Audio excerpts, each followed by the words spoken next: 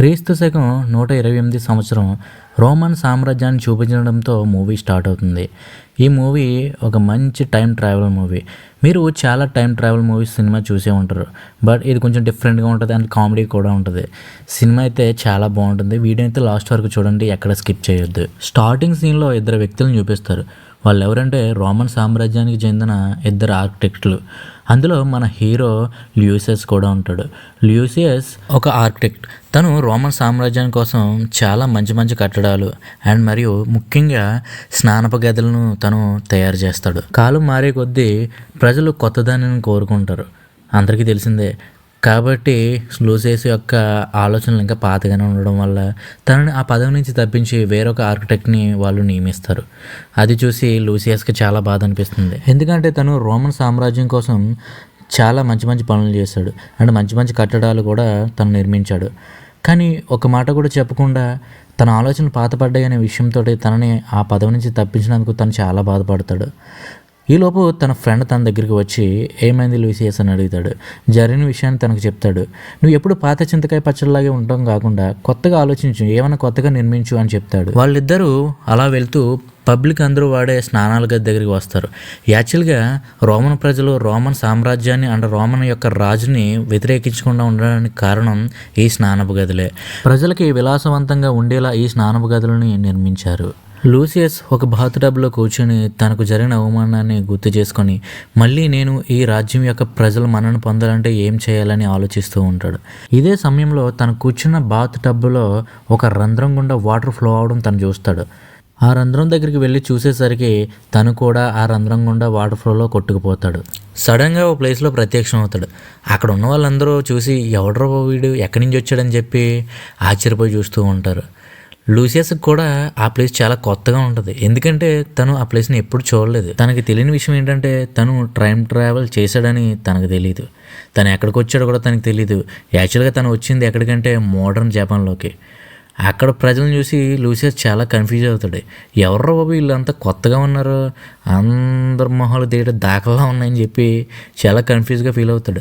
And ఆ బాత్రూంలో ఉండే ఆ వస్తువుల్ని ఆ ట్యాప్లను కూడా చూసి తనకి కొత్తగా అనిపిస్తాయి.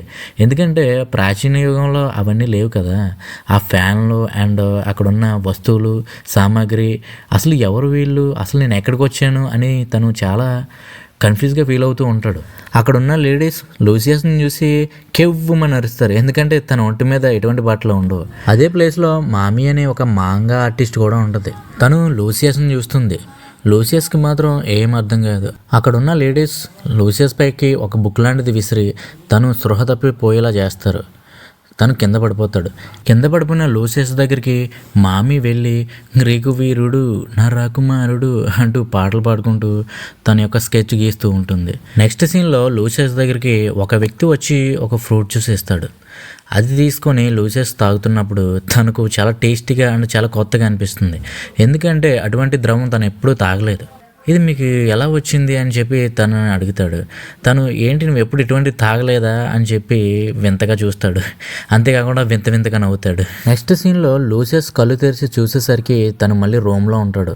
తనకి ఏమీ అర్థం కాదు. ఇప్పటి వరకు నేను చూసిందంతా కళ లేదంటే నిజమా? నేను చూసిన దాంట్లో వింత వింతగా చాలానే కనిపించాయి. అవన్నీ ఇక్కడ మనం ఇంప్లిమెంట్ చేసుకుంటే బాగుంటుందని అక్కడ తాను తాగిన జ్యూస్ అండ్ అక్కడ చూసిన బాత్రూంలో ఉండే ఎక్విప్మెంట్స్ ఇవన్నీ రోమన్ ప్రజలకు పరిచయం చేస్తాడు.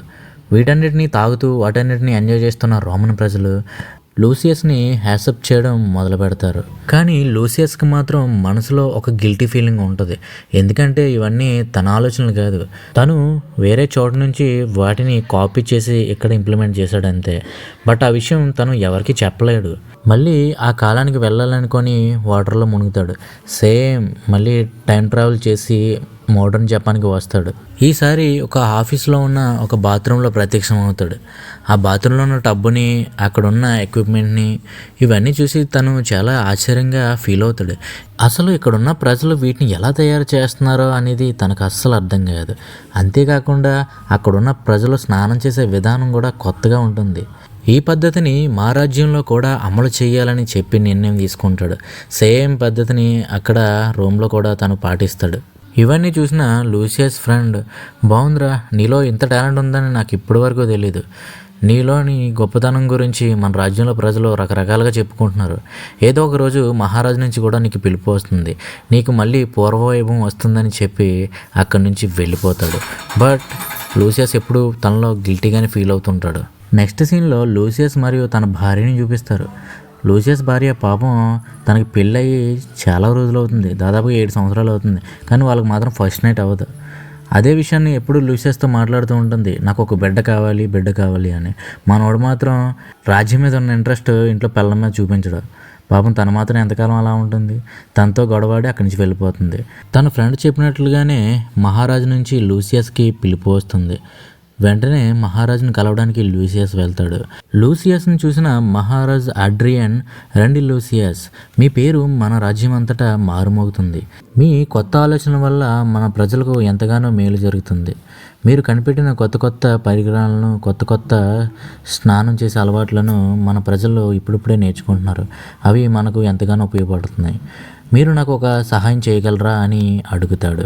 చెప్పండి ప్రభు, నేను మీకోసం ఎటువంటి సహాయం అయినా చేస్తాను అని చెప్పి లూసియస్ అంటాడు. మీరు నా కోసం ఒక మంచి స్నానపు గదిని నిర్మించగలరా లూసియస్ అని కింగ్ అడ్రియన్ అడుగుతాడు.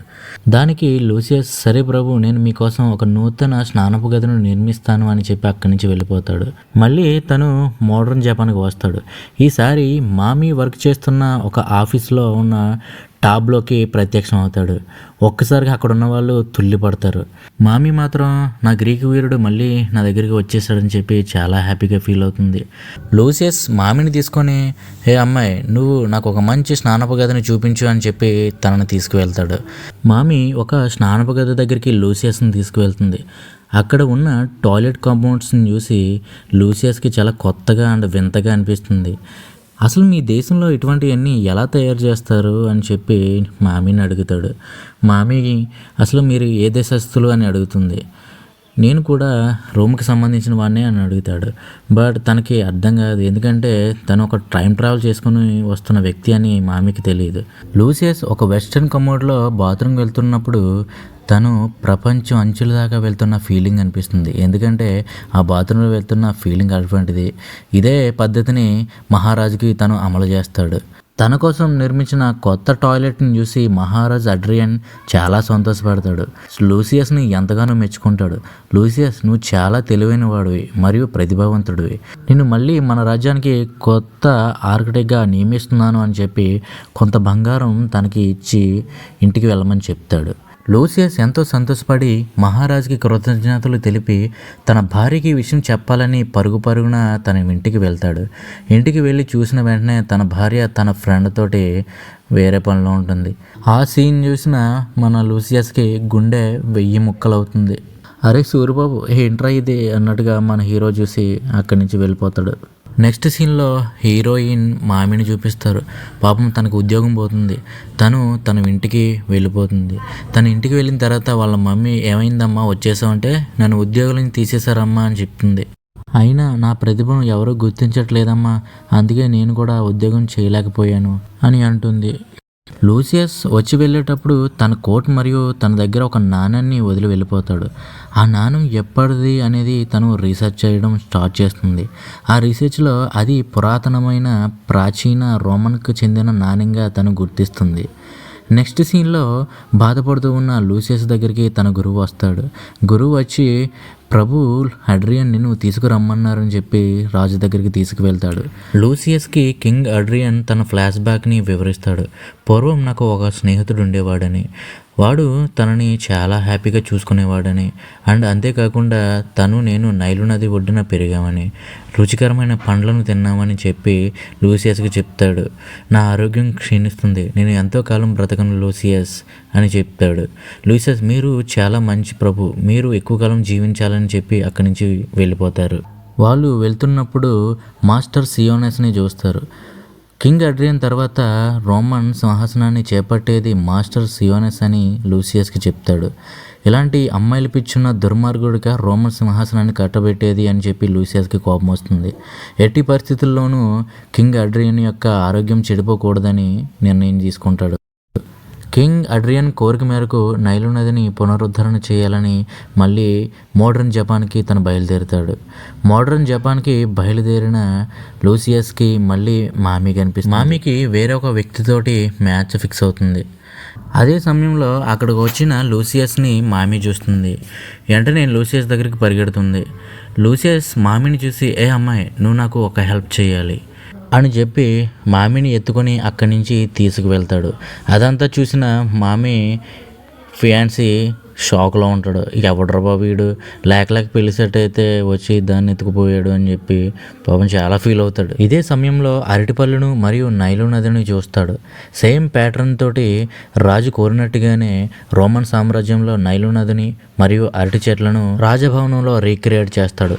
ఇదంతా చూసిన కింగ్ అడ్రియన్కి, లూసియస్, నువ్వు చాలా ప్రతిభావంతుడివి, నువ్వు మా కోసం చాలా చేస్తున్నావు, నువ్వు ఏం కోరినా సరే నేను నీకు ఇప్పుడే ఇస్తానని చెప్తాడు.